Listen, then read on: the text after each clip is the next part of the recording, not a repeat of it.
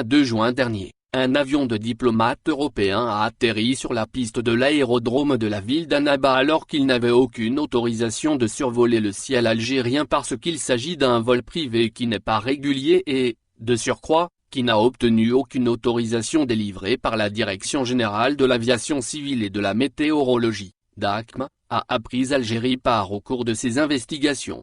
Cet avion privé portait le numéro de vol C56X-1. L'avion appartenait à GE Aviation, une société de services d'aviation d'affaires basée à Bâle en Suisse. C'est un certain Nassé Belkardid, cadre dirigeant du Centre de contrôle régional, CCR, d'Oued Smar appartenant à l'Établissement national de la navigation aérienne, ANA, qui avait donné finalement la permission à cet avion d'atterrir sur une piste de l'aérodrome d'Annaba. C'est dans ce centre que les contrôleurs aériens de l'ANA supervisent le contrôle et la régulation du trafic aérien dans l'espace aérien algérien. L'avion privé transportant 8 personnes dont des anciens diplomates français et européens a pu ainsi atterrir le plus normalement du monde à Annaba sans avoir obtenu la moindre autorisation comme le prévoit la réglementation algérienne régissant l'aviation civile.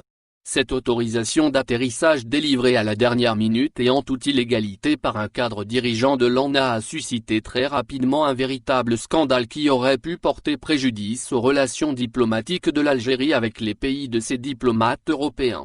Preuve en est, lorsqu'il devait quitter Annaba pour regagner l'Europe, cet avion privé a été cloué au sol par les autorités algériennes jusqu'à minuit.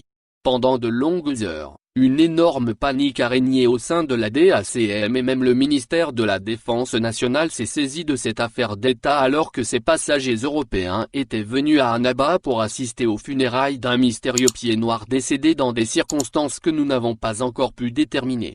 Minuit passé, les autorités algériennes donnent le feu vert à cet avion privé pour qu'il puisse quitter le territoire national et de regagner Nice, au sud de la France. Mais le scandale ne s'est pas arrêté là. Les services secrets algériens ouvrent très rapidement une enquête et les enquêteurs ont procédé à l'arrestation de Nassé Belkardid sur son lieu de travail au CCR d'Oued Smar. Cet enquêteur a été interrogé et auditionné au niveau du centre opérationnel d'Antar à Ben Aknoun, à savoir la plus importante base opérationnelle et logistique de la Direction générale de la sécurité intérieure, DGSI, la plus importante branche des services secrets algériens, l'ex-DRS. Nassé Belkardid a plaidé la bonne foi affirmant qu'il avait interprété malencontreusement une mesure juridique relative à la circulation aérienne en Algérie. Le contrôleur aérien de l'ANA a juré qu'il n'était pas conscient de sa bêtise et qu'il avait uniquement pris une mauvaise décision à cause de la complexité de certaines situations qu'il rencontre dans son métier délicat. Cependant, il s'avère que Nassé Belkardid n'est pas un ordinaire contrôleur aérien.